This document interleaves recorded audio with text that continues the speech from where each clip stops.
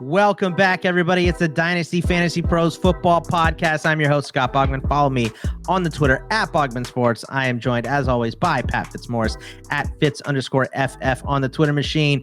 Fitz, we got a lot coming up. The Combine's in the books. We're going to be talking about some of those results. Free agency starts in just a little bit here. So we're going to talk about some of the big free agents as well. We've got rumors swirling all over the place.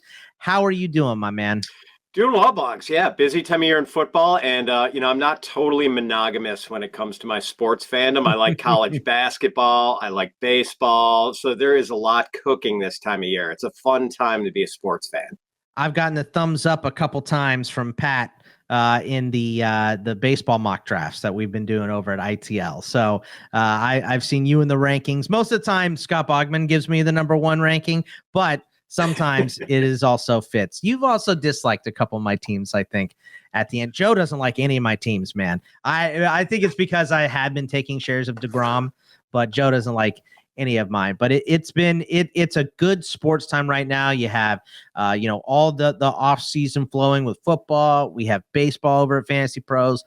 Golf is going on. The NCAA tournament at Betting Pros is getting huge. World Baseball Classic. So yeah, Fantasy Pros is Betting Pros. We are where it's at when it comes to sports. And we had the Combine. The Combine has come and gone.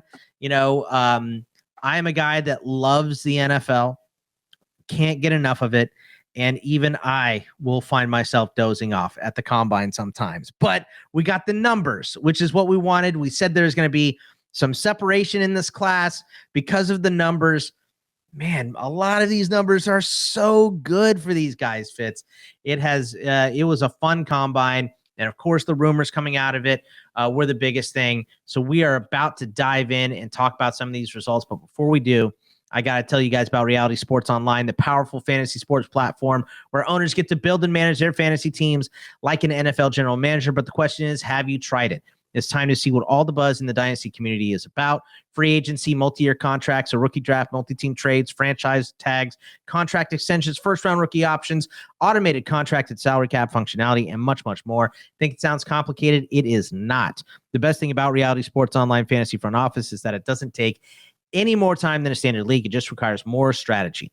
Think you're among the fantasy elite? Well, this is the platform to test your mettle. Still not sure? You can test out your general manager skills for free, FREE, in a mock. If you like what you see, use a promo code FantasyPros to receive a 10% discount on your team or league today. Fantasy just got real at realitysportsonline.com. All right, Fitzy, let's dive into the Combine and go over the results.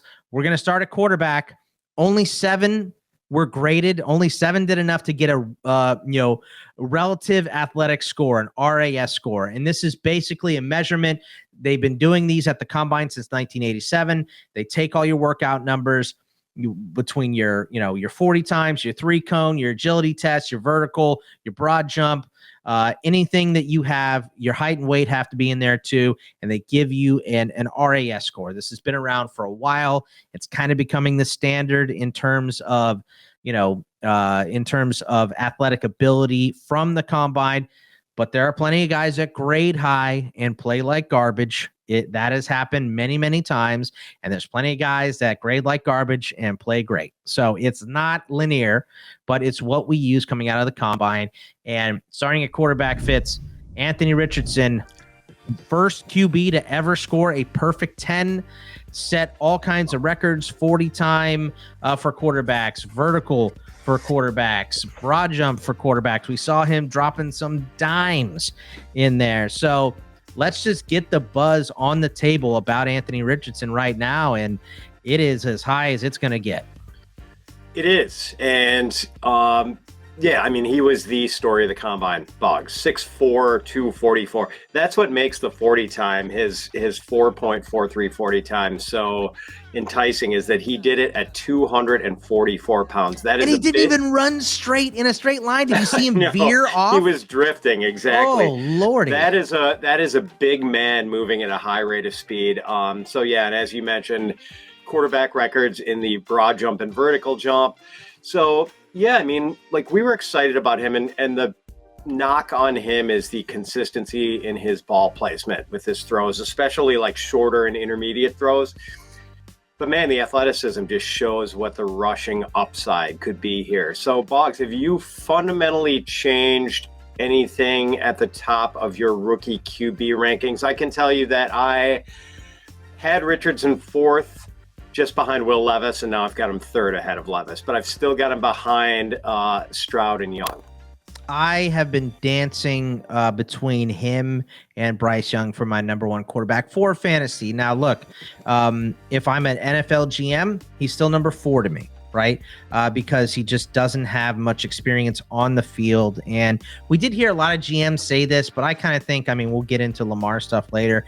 I kind of think there's an unspoken rule about keeping calm about some of these players these days, because no one wants somebody to get a Deshaun Watson contract again or whatever. But the buzz is, well, we knew he was going to test great. It's kind of the thing that we talked about a couple weeks ago, Pat, where it's, you don't count it twice. You know what I mean? We knew he was going to test athletically amazing.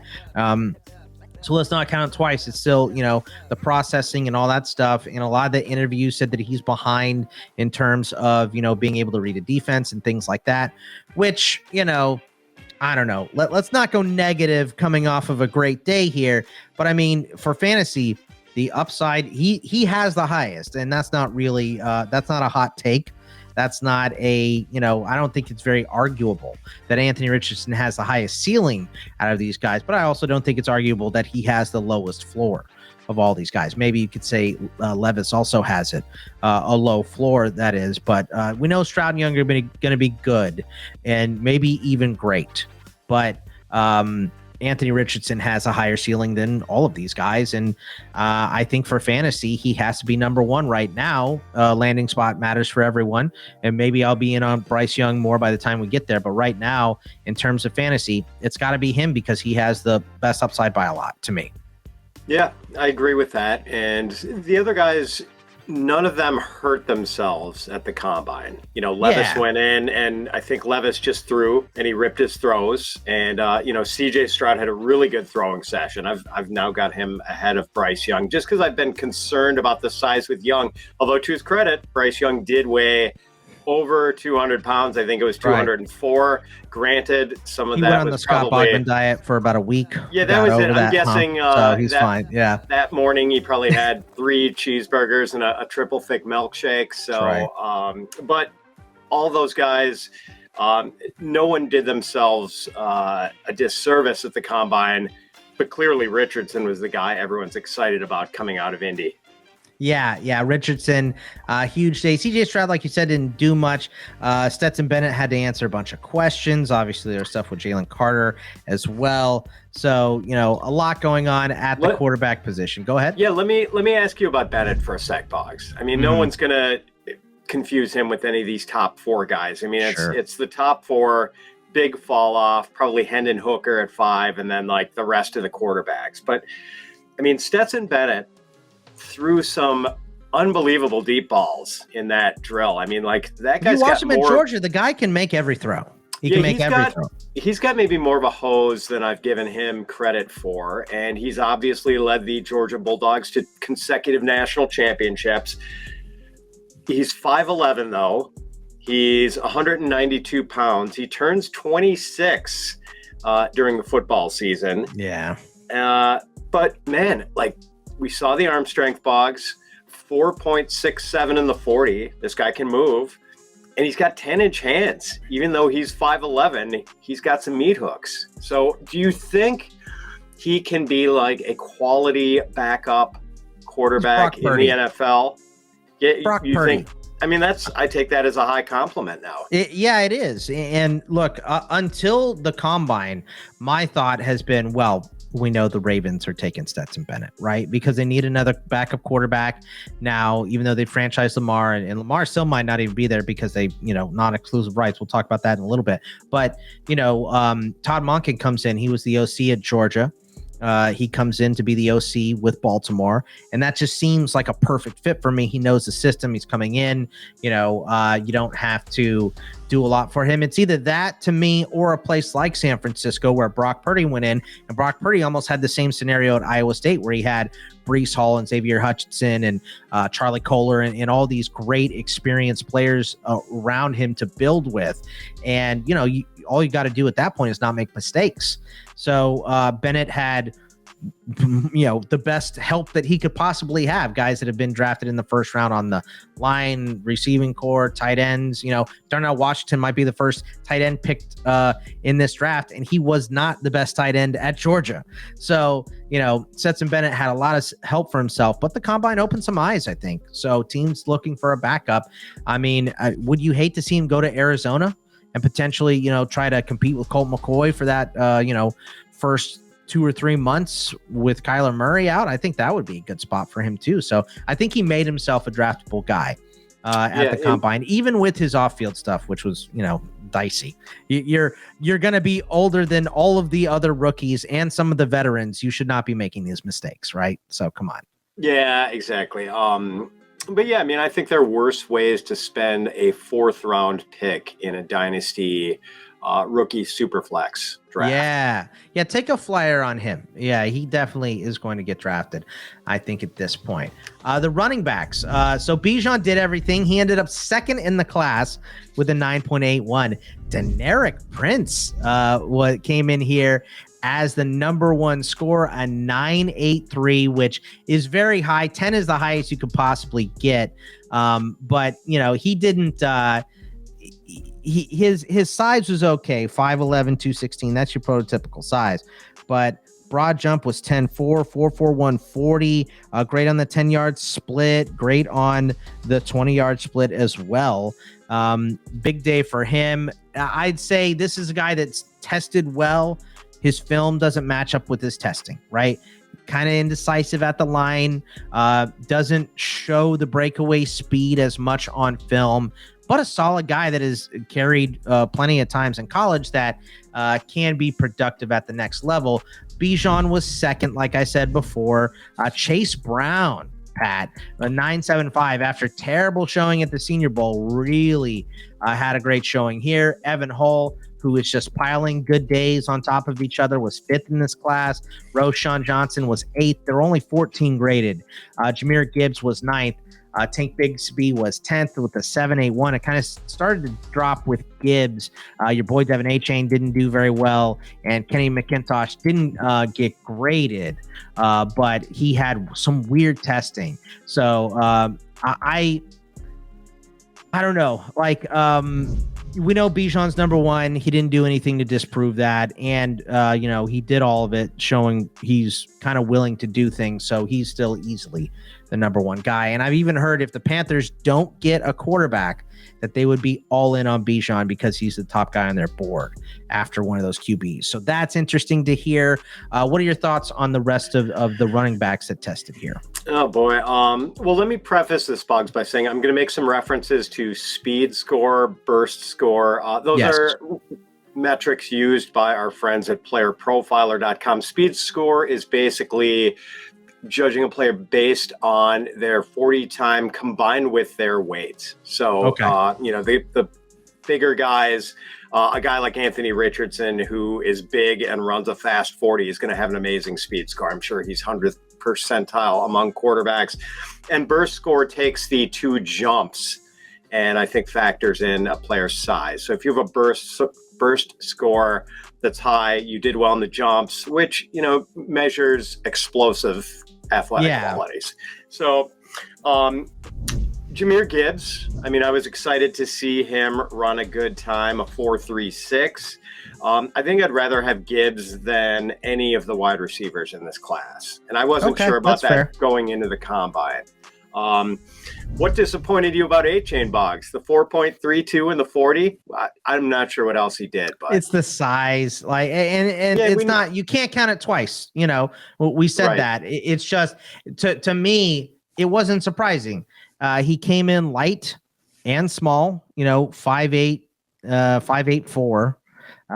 What was that? 189, 188, something like that. He ran a 4.32. That's great. Didn't do the broad, did the vertical, only 33 inches there. He is straight line speed to me. So I don't. Does he have a role? Absolutely. What you like about a guy like Achane is if you have that mauler, if you have Bijan Robinson, right? And he is just hammering and hammering and hammering. And then he's wearing down that defense. And then you bring on this speedster, he can hit a home run for you, but I just don't know.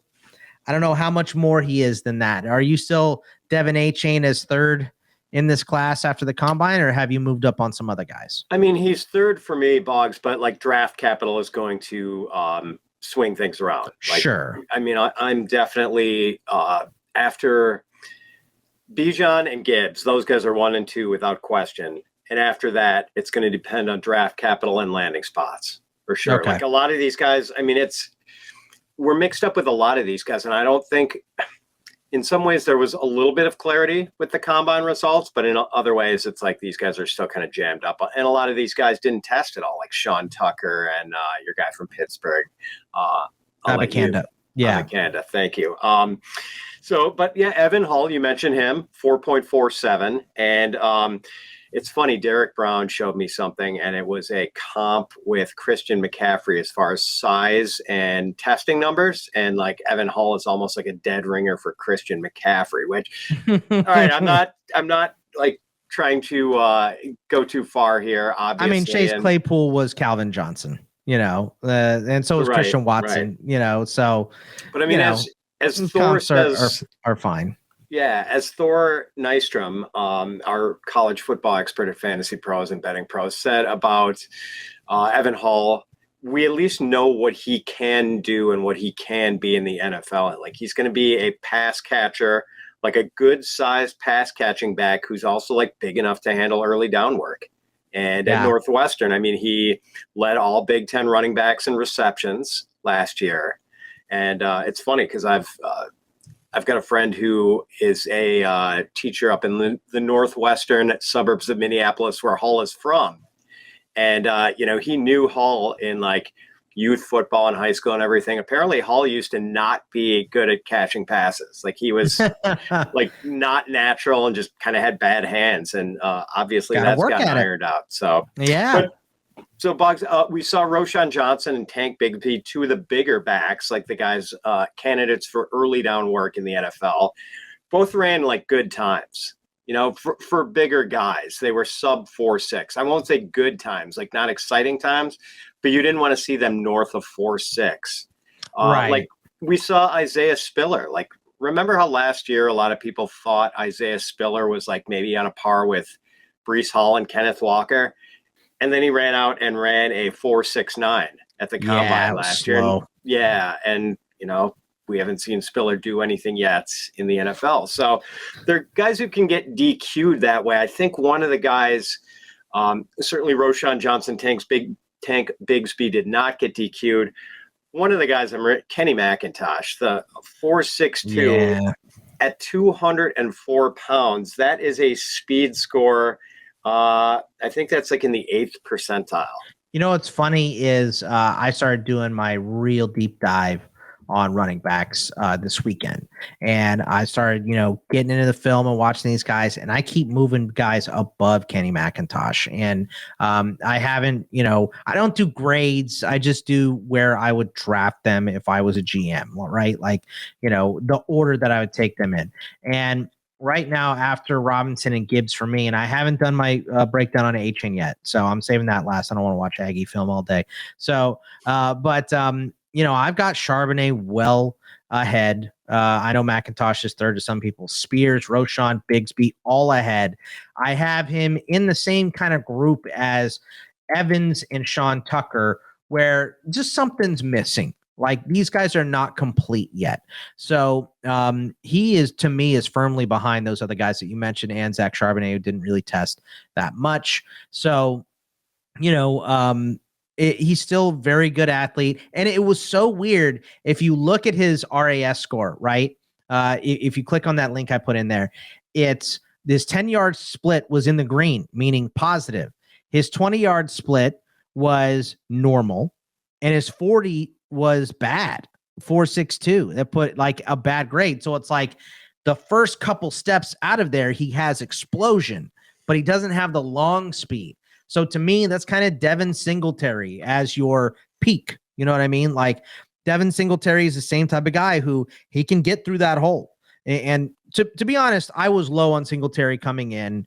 I was probably too low on him. So I've kind of adjusted that, but he's that guy that, look, he can get past the line, but he's not hitting home runs, right? He's going to get tackled. So that's kind of where he is. He's more of a grinder than we thought. And that's, his game shouldn't translate as well at the next level as it did in Georgia, because you're not going to have all 5-star offensive linemen and, guys like Darnell Washington and George Pickens out there blocking for you as well downfield. So definitely going to be tougher for him.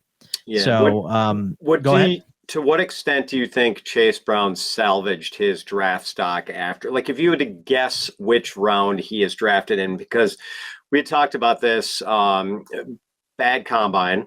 He fumbled once without being touched. Bad Senior Bowl. Yeah. Oh, sorry, bad Senior Bowl. Bad in pass protection, was just getting blown up. Bad at catching passes. Pretty much just had a lousy week in Mobile. Then he comes in at the combine and at 209 pounds, runs a 4.43, only running back to hit 40 inches in the vertical jump, also the best broad jump of any running back at the combine. So this dude is really athletic. I think the 6th. Yeah. I think that's where he goes. I think that's a good call. Day 3 for sure. I don't think he's definitely not sneaking into day 2. No. But yeah, he's still a project, but he's a project that has great athletic ability, which is exactly what you want if you're taking one of these guys late. So yeah, I mean, great combine for him, but it's not going to make up for the rest of the stuff. So agreed. But I mean, if he had run a 4.58 or something, he was in danger of not getting drafted. Yeah, well, I think coming in, he was not getting drafted, and he just put himself on the board again. So going to have another good pro day and a lot of good interviews to get drafted now. But I think the 6th, I think someone will take him because that athletic scoring is great. The wide receivers, 43 wide receivers graded. I mean, this class is deep. It is the abyss deep, Fitzy. Jalen Hyatt, 6th best grade in the class, a 9.46. Jackson Smith and Jigba, 7th in the class at a 9.39. Josh Downs was bad. Zay Flowers was bad. Jordan Addison was awful. Tank Dell, the size really got to him, and Kayshon Boutte was ridiculously bad. I mean, terrible score in the combine. The top 4 are guys that maybe you haven't heard of if you're not the biggest college football fan here. Bryce Ford Wheaton from West Virginia, Jonathan Mingo, Andre Yosevich, Matt Landers. Those were the top 4, and they were all over 9.9s. And the next highest score was a 9.65 at 5th from Rashee Rice, who's also a solid option. So did you dig in a little deeper on those top 4 guys? Have you watched any of – because Bryce Ford Wheaton, that dude tore up Texas. So I knew he was going to be pretty big, and he has size.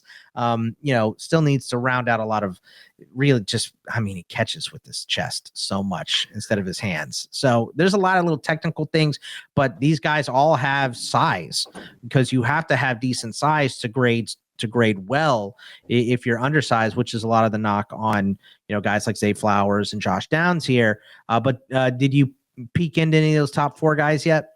I've not really done the deeper dive on them, but Ford Wheaton's on the radar for sure now after pretty much not being on the radar at all. Yeah.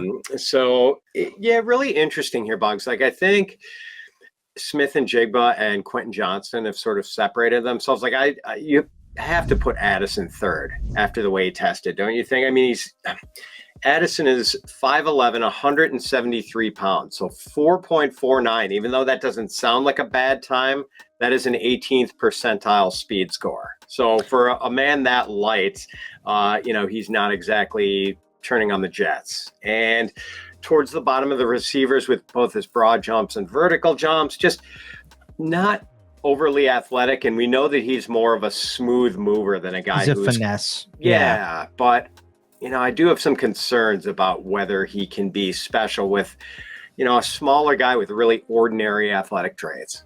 Yeah, I understand the ordinariness of his athletic traits, but to me, it's the hand fighting and the separation in the route running. Like, yeah, I did not expect him to come here and blow the top off of the combine. So I didn't expect him to be this bad, comparatively to the rest of the class. So it was a little surprising.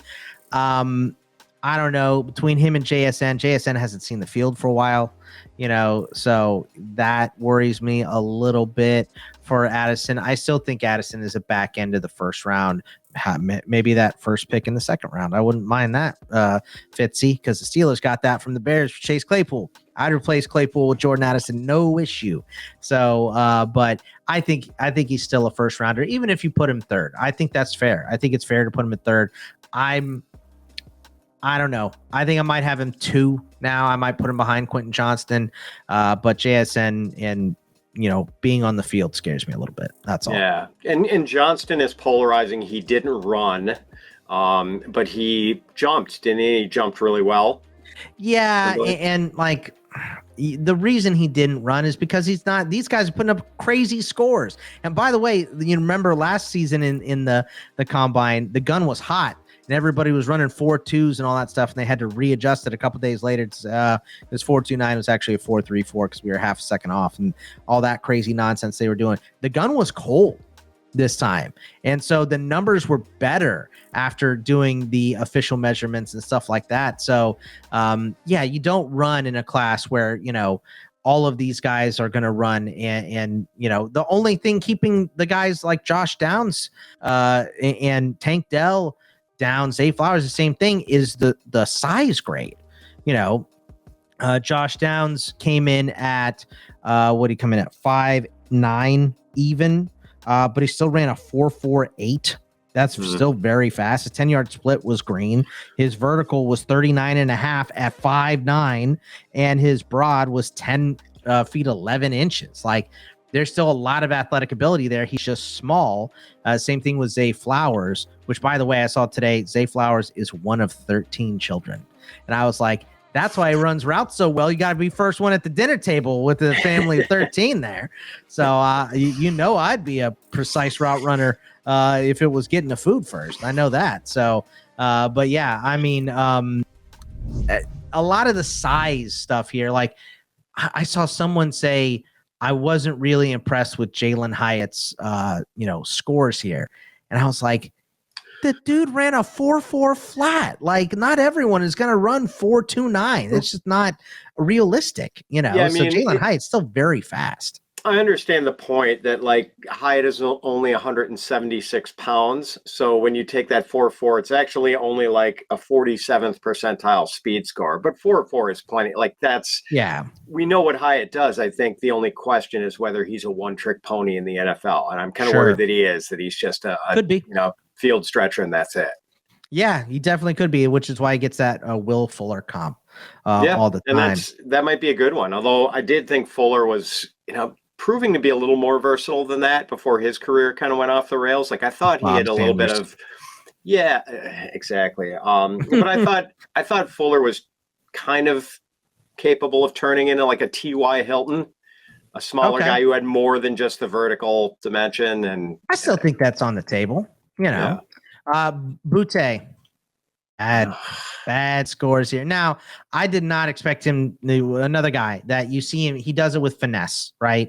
But nothing was good coming out. The vertical was 29 inches.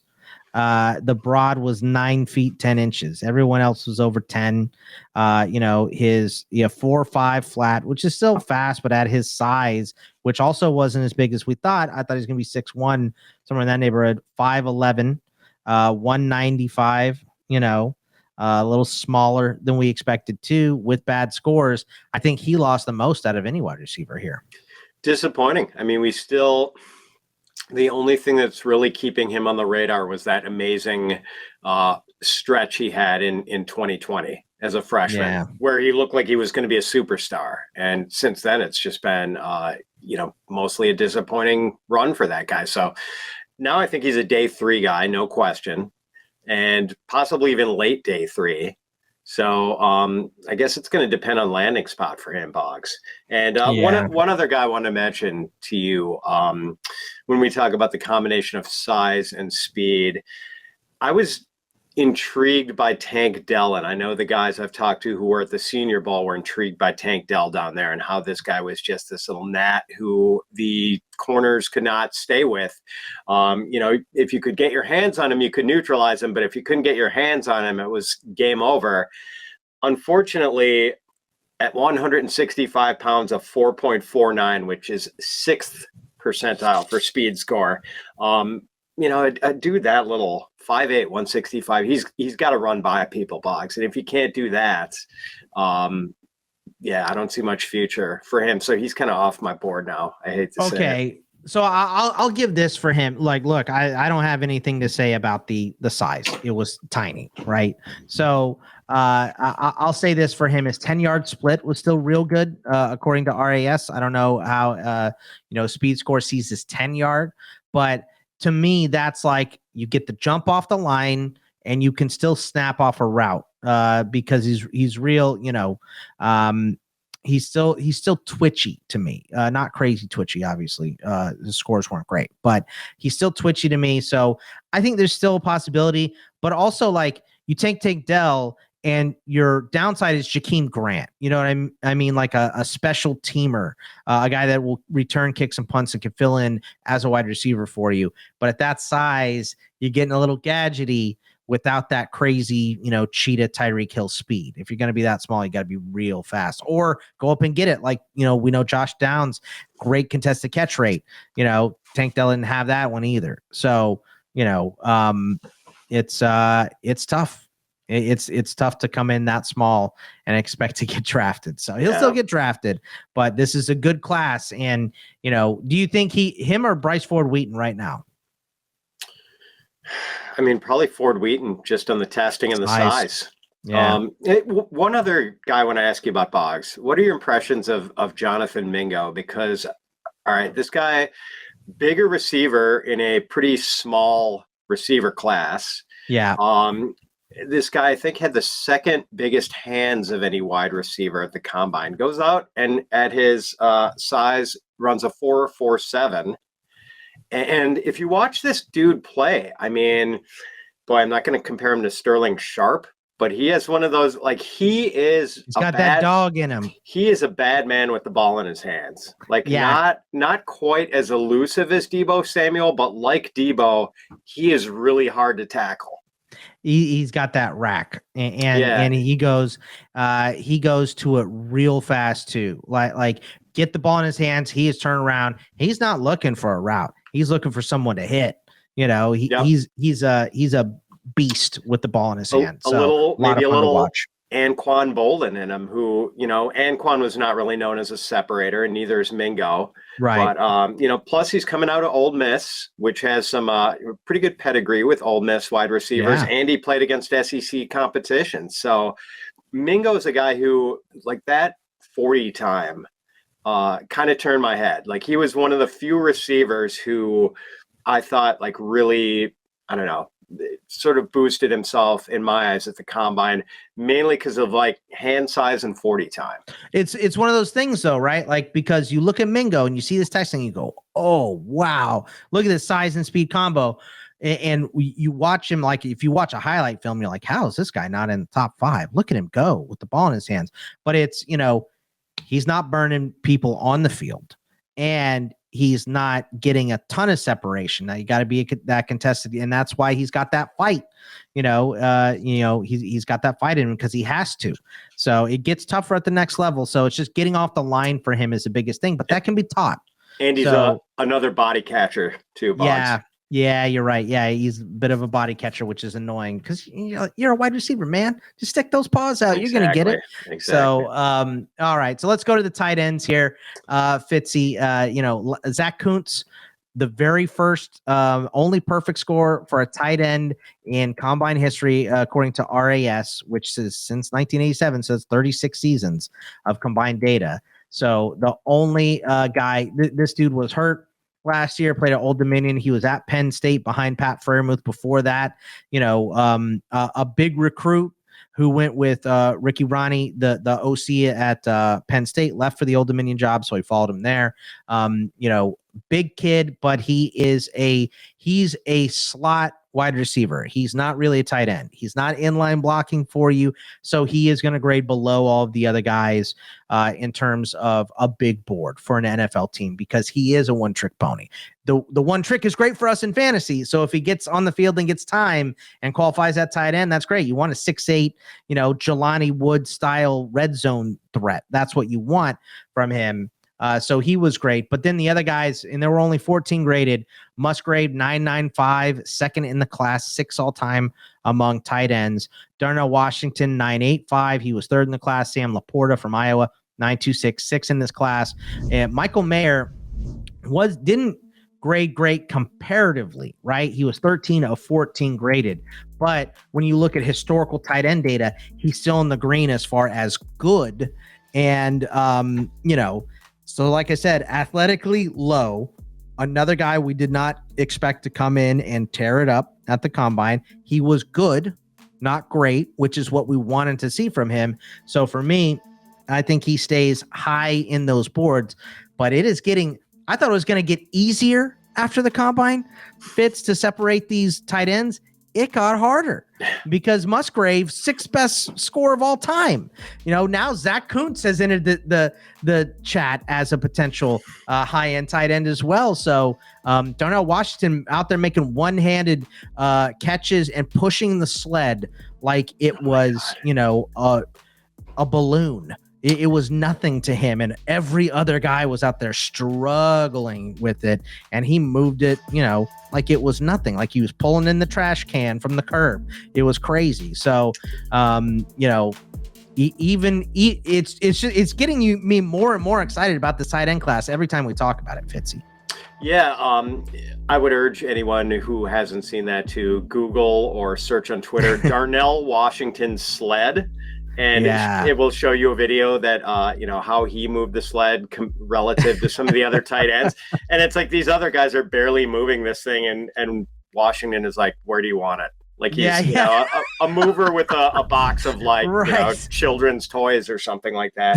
So that was impressive. And then obviously a big man, 6'7", 264, running a 4.64 40, which is a 96th percentile speed score. I mean, he could very well be the first tight end drafted, Boggs, and it could be in the first round, conceivably. It's just, where I keep thinking is look at 11 with Tennessee, because now they have to have a blocking tight end, or they got to bring one back because they lost Hooper, they lost Swaim. Okonkwo is the only guy with experience really, but he's on that roster. Tight end. Yeah.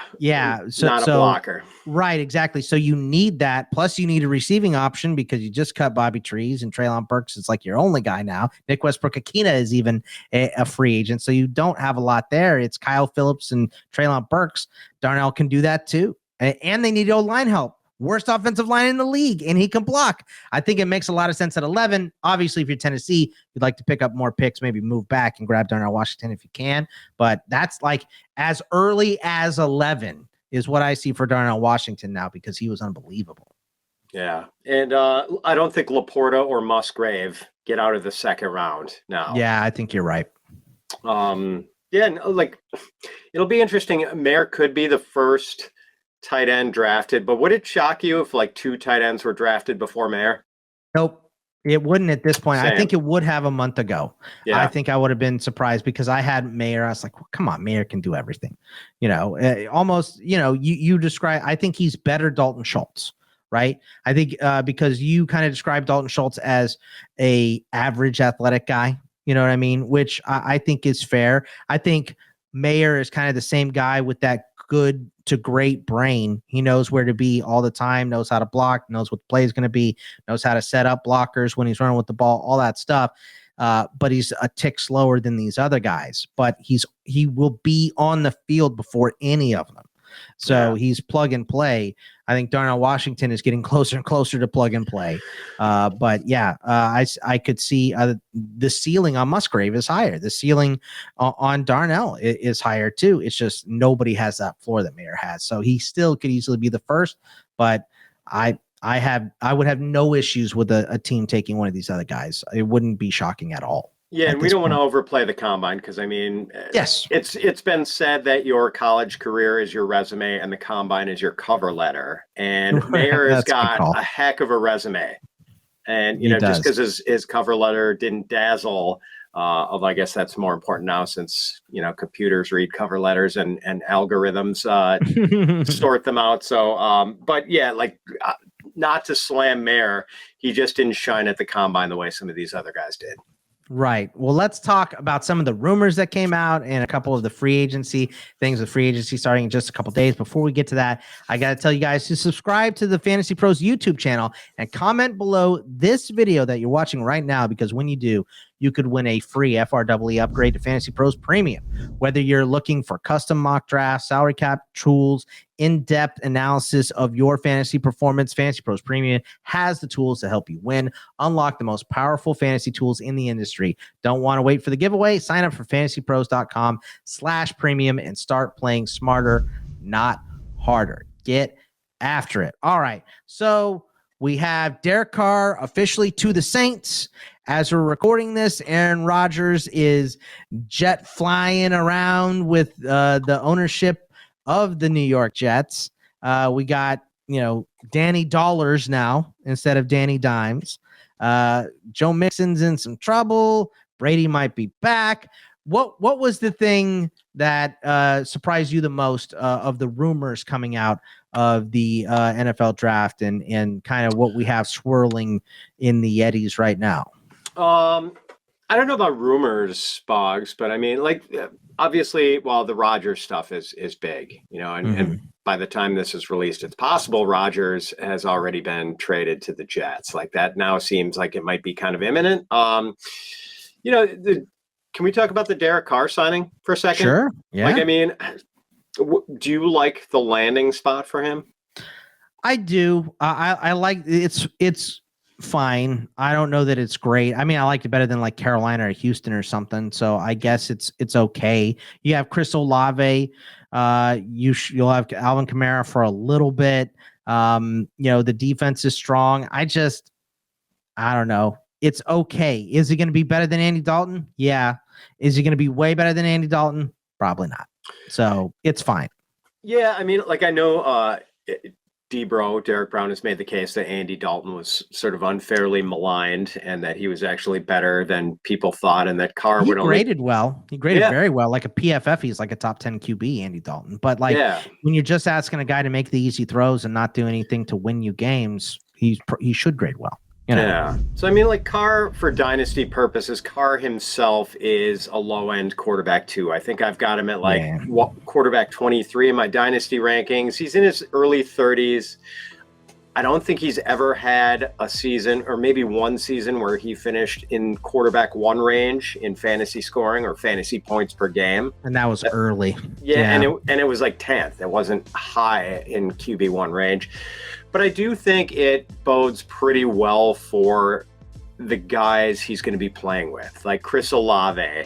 And by the way, Derek Carr had some statistical slippage last year in passer rating, completion percentage, yards per attempt, but his average depth of throw was a yard deeper than it was in 2020 and 2021. So maybe that was a function of the Josh McDaniels offense and just being asked to push the ball downfield a little bit more. Also getting Devontae, and getting Devontae being open late, deeper is great. But I think, the fact that I think his average depth of throw was 9.1 yards, that bodes pretty well for Chris Olave and to a lesser extent Rashid Shaheed, who's kind of an intriguing sleeper because those guys are vertical threats.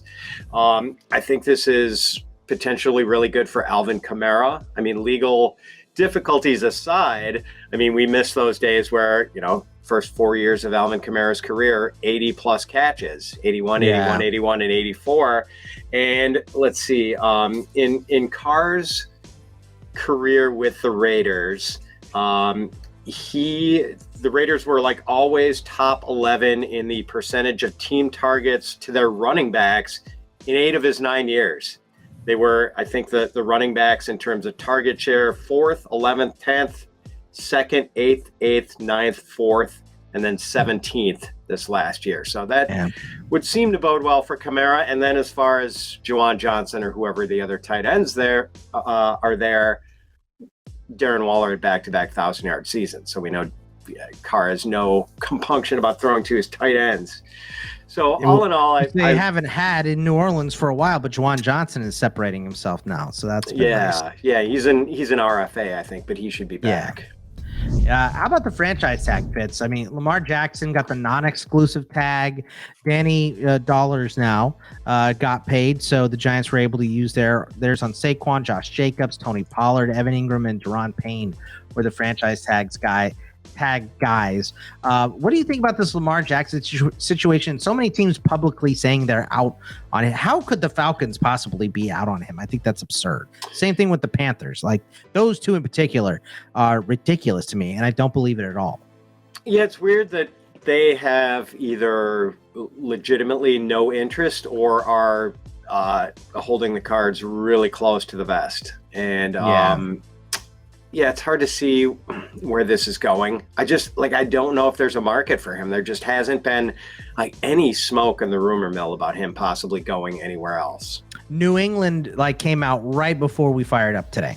So New England as a possibility. I guess they would trade Mac Jones if that was the case, but I wouldn't hate seeing Lamar with that offense. And I mean, he would be the only piece. So him and Ramondre. So that would be a lot of yards for him. It'd be fairly similar probably to what they were doing in Baltimore, but I would prefer Atlanta or Carolina. But, if he has to go to New England, Can you imagine, Boggs, New England has had immobile quarterbacks for so long. Mac Jones, Tom Brady for a long time. Before that, it was Drew Bledsoe.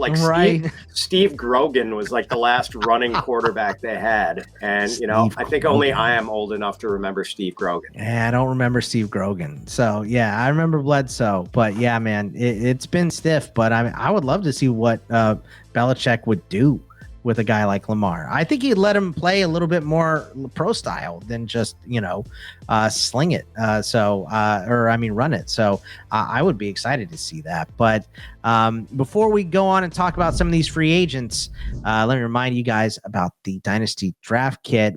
It's in 2023, the Dynasty Draft Kit. You can find it at fantasypros.com/dynasty with the expert rankings, trade advice, combine coverage, Dynasty rookie profiles, position primers, and more. You'll have everything you need to dominate your draft for free. Upgrading to premium unlocks even more strategy content in our draft kit, along with access to our Discord, which allows you to directly interact with the analysts like us. We do these on Fridays at 5 Eastern on the Discord, Fitzy and I. So check those out. Unlock the secret to crushing your Dynasty draft with our Dynasty Draft Kit today at fantasypros.com/Dynasty. All right, Fitz, let's run through some of these free agents here. Among the quarterbacks, we got Lamar, we got Jimmy G, we got Jacoby, Baker Mayfield, Marcus Mariota, and we got way more teams than that need a QB, right? We're throwing Lamar in there because he has this exclusive rights tag, which means that any team can negotiate with them, offer him a contract, and if the Ravens decide they don't want to match it, they get 2 first-round picks from that team, or they can match it and then work out a bigger trade if they think Lamar is worth more, however it works, right? So I'm going to put Baltimore in there, but obviously the Jets, they might have Aaron Rodgers. They might be done. The Colts and Texans are probably getting draft picks, but the Raiders need a QB. Washington still has Howell. Green Bay, if Jordan Love is the guy, I know you don't trust him. Tampa Bay, Carolina, Atlanta, Arizona. Do you see a fit for any of these guys that feels perfect to you? No, I think Jimmy G is going to wind up with one of those teams as a bridge quarterback, getting a 1 or 2 year deal, I would think. Sure. That's it. I mean, of all the other free agents you mentioned, Boggs, I mean, who is starter material? There's really none. There are a lot of failed starters in there. Sure. No one who is probably going to go in and have a chance. Maybe someone, who could compete with Anthony Richardson, say, for playing time in year one, or just basically be given the starter's role until Richardson is ready more realistically. But I heard a rumor of Baker to San Francisco. I kind of like Baker to Arizona, right? Prove it for half a season and then maybe be a backup when Kyler comes back or whatever. Those guys were teammates at Oklahoma. I think that could be a nice fit. But like you said, the rest of these, it's not the greatest free agent class here, which is why Lamar being out on so many people's boards is surprising, just kind of shocking at this point. Let's any more on the quarterbacks? You want to roll to the running backs? Yeah, let's go with running backs. More interesting there. Definitely more interesting. We have some guys that could get cut. I mean, it seems all but a certainty, especially with the legal stuff that he has going on now. Joe Mixon is out in Cincinnati. So probably going to be a cut. They're going to give his money over to Joe Burrow, get him locked up long-term and get that taken care of. Dalvin Cook has seemed like potentially a cut here for the Vikings. They need to get under the cap. I thought Zadarius Smith, my boy CK over on the In This League War Room, we talked at length about that. We kind of thought that Zadarius Smith was going to be the guy there, but now it looks more like Dalvin Cook. Miles Sanders is a free agent. Montgomery, Leonard Fournette, Devin Singletary, Jamal Williams, Alexander Madison, very underrated.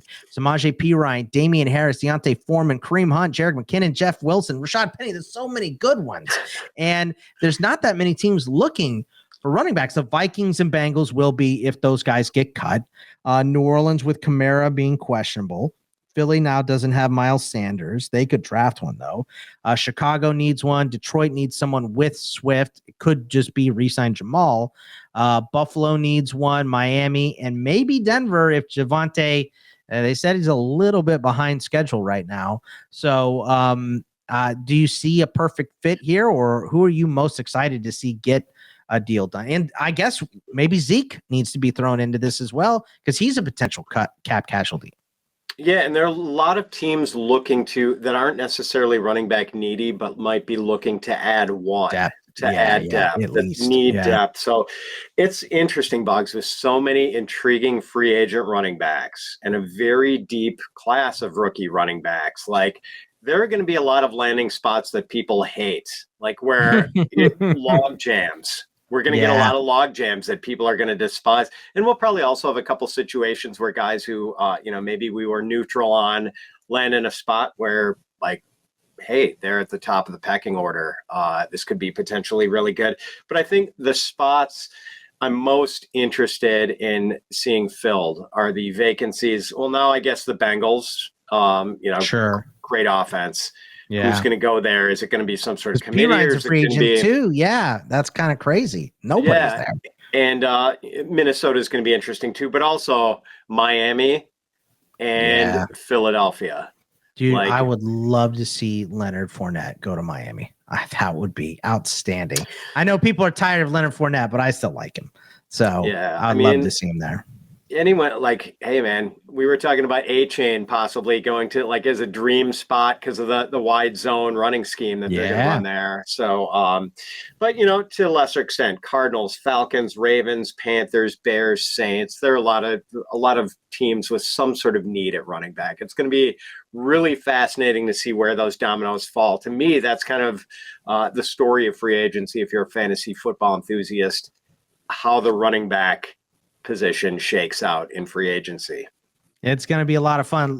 Wide receiver class, not nearly as good as the running back free agency class here. We've got, I guess, at the top, Juju, Jacoby Myers, OBJ, Odell Beckham Jr. still hasn't signed. Michael Thomas, void contract, so he's a free agent. Robert Woods got cut. DJ Chark, Alan Lazard, Mecole Hardman, Darius Slayton, Sterling Shepard, Julio, a couple old guys, Marvin Jones in there. And there's teams that need wide receivers. Atlanta still needs one with London. Carolina needs one with Moore. The Giants need anybody. Dallas needs somebody to pair with Lamb because the guys haven't worked out. New England, Jacoby Myers was their best, and he's gone. Cleveland needs someone with Cooper. Baltimore doesn't have anything. Tennessee, I mean, we hope it's Burks, but you have to make sure. Houston, Brandon Cooks is gone after this year, and Vegas has, the ghost of Hunter Renfrow and Devontae. So there are tons of teams with needs. We know the draft class is very deep. So most of these answers will be through draft picks. But do you have I know Juju's already been kind of negotiating with Kansas City. Would you like to see him go back there, potentially go somewhere else and be the guy? See, this is the thing, Boggs. There are not any super exciting landing spots I shouldn't say that there are none, but when you think about it, there's either you could go to a good offense like the Cowboys offense, but you've already got the alpha guy in place there in CeeDee Lamb. And Schultz. Yeah. Or I guess Schultz is free agent too. So and then the wide receiver neediest teams in the league also happen to be some of the run heaviest teams in the league, like the Bears, who desperately need wide receiver help and have a ton of money to spend. They ran the ball on 56.2% of their offensive snaps last year and averaged 152 passing yards per game, which was by far the fewest in the league. The Ravens, also very wide receiver needy, third highest running percentage in the league. Titans need receivers, sixth highest run percentage. Giants. Part of it is because they don't have those wideouts. That's part of it for sure. But we know the Ravens and Titans like to run the ball. They're going to run. Maybe the Giants would throw the ball more. I mean, they were 11th in rushing percentage last year, but part of that is a running quarterback. Part of it is having bad wide receivers. Here's actually a spot that could be a good landing spot for receivers, Boggs. The Texans. Yeah. They're going to have a quarterback. Presumably, they are going to get one of these rookies. They're going to be down in a lot of games. Yeah. Playing catch up late. Exactly. And if you've got Stroud or Young throwing to one of these guys, like pretty accomplished passing quarterbacks, I don't think the Texans are a bad landing spot at all for a wide receiver. The tight ends are even worse. Dalton Schultz is a big guy. Gesicki's probably too, with Hayden Hurst, Hooper, Moreau, Irv Smith. It's bad. Obviously, we have a lot coming in through the draft, but I've got tight end needs for the Chargers. They might cut Everett. That's a possibility. Tennessee, like we said, blocker. Houston, Cincinnati, Miami, Detroit, Green Bay, Washington, Carolina. Give me a spot for Schultz. Where do you want to see Schultz go? You left one team off the list, Boggs. They re-signed Evan Engram. Never mind. I had the Jaguars on the list. They franchised him. Bengals. Bengals is the place for. So I mean, either Schultz or I would not be sad if it was Dalton Kincaid, Musgrave, Laporta, some rookie stud there. But Schultz wouldn't be bad. I kind of think Schultz is just a guy, to be honest. I thought Darnell Washington was a perfect guy for Cincinnati, but after that combine, I don't think he's following that far. I think Cincinnati would have to go up and get him. So Schultz costs a lot of money, and they're already kind of up against the cap. That'd be a great spot for him. I'd love to see him go there. I could see Gesicki doing it. You know, they probably still need a blocking tight end, but I could see Gesicki doing it. That could be a possibility. But that is going to wrap it up for the Fantasy Pros Dynasty Fantasy Football Podcast here at FitzFF on the Twitter machine. Fitzy, what do you got coming up? Next week, Boggs. I mean, the tampering period begins on Monday, or this week, depending on when this is released. So we are going to be doing a lot of rapid reaction stuff on free agency. So whenever deals or imminent deals are announced, we are going to be giving you our fantasy takes, both from a redraft and dynasty perspective. So much fun. You can catch me at Bogman Sports on the Twitter. Of course, I'm here. I'm doing baseball stuff with the Welsh over at In This League, and the War Room with CK over at In This League as well. So just follow me at Bogman Sports. You can see all the stuff I'm doing, and we will catch you guys next week. Take it easy, everybody. Thanks for tuning in to the Fantasy Pros YouTube channel. Don't forget to check out our featured videos. And while you're at it, make sure to follow us on Instagram, Facebook, and Twitter at Fantasy Pros, so you can get the latest news and updates to give you the edge you need in your fantasy league.